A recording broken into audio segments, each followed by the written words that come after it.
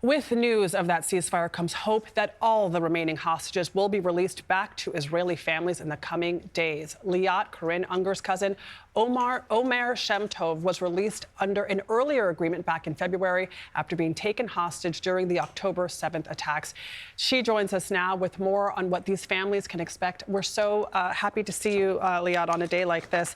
It's been 8 months since your cousin Omer was released. If you could take us back to that moment when he finally was reunited with the family, and then also talk a bit about the process of re-entry into society, of that emotional process that he has had over the last 8 months, what that looks like. So thank you for having me here. And it is certainly a good morning. Omer, finding out that he was coming back was the most incredible news that we've ever had as a family.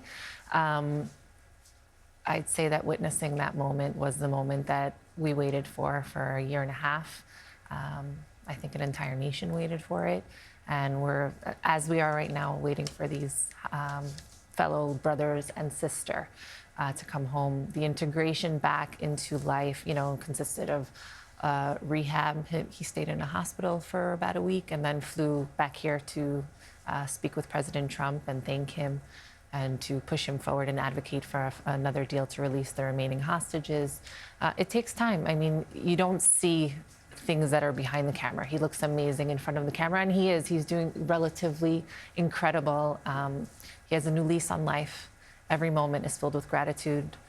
I can say that we've learned to have a different lease on life every time we have a glass of water, every time we sit down at a family meal, every time I brush my teeth and even take a shower, which is like basic things that we do. I'm very grateful for it. So this just goes to show us that despite the fact that they will be there for over 700, I think in 40 days, they will come to live full lives after significant rehabilitation.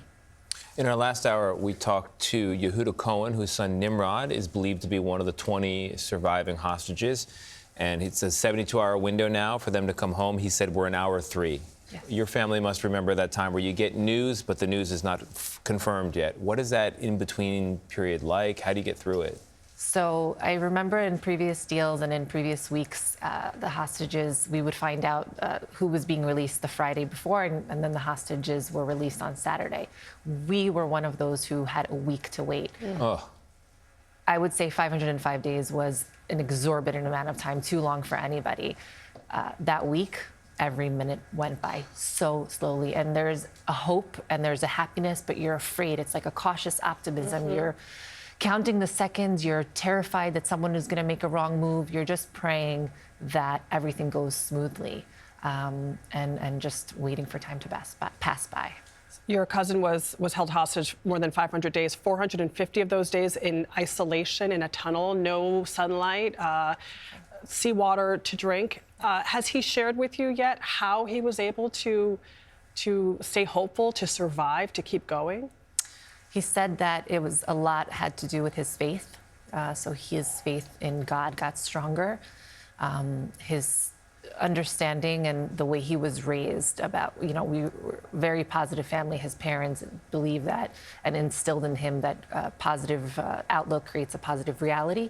And he just realized that he needed to use his talents and skills because he's very lovable and charming, and to sort of get him through that time. And he said that also that people who manifested their prayers for him to come home, he felt some sort of energy within inside him, like a light sort of that we sent to him that he felt within the darkness. So I think it was a combination of all, but he is a resilient and exceptional boy, as are all of them. They're all heroes.